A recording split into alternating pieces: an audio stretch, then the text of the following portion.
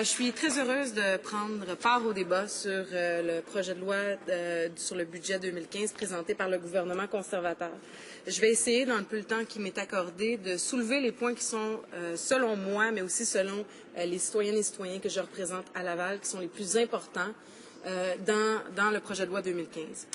Tout d'abord, je ne peux pas m'empêcher de mentionner, en fait, les répercussions des réductions des services de Poste Canada sur les Lavalloises et sur les Lavallois et le manque d'intérêt de la part des conservateurs d'investir et de dire à Poste Canada qu'il faut bien faire son travail et respecter, en fait, la volonté des différents citoyens à travers le pays.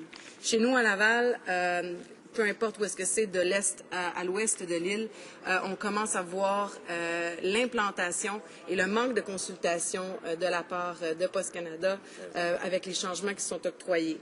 Et j'ai rencontré plusieurs citoyens, j'ai reçu beaucoup d'appels dernièrement. Les gens m'écrivent à ce sujet-là, comme probablement à la plupart de mes collègues face à ces changements-là. Et il y a beaucoup de préoccupations et je vous dirais, les gens sont extrêmement fâchés de ce qui se passe.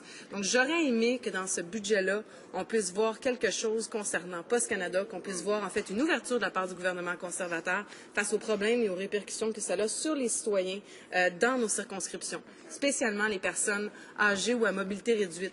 Et aussi, je dois le mentionner, le manque de consultation face à qu'est-ce qu'on voit avec l'avenir de Poste Canada.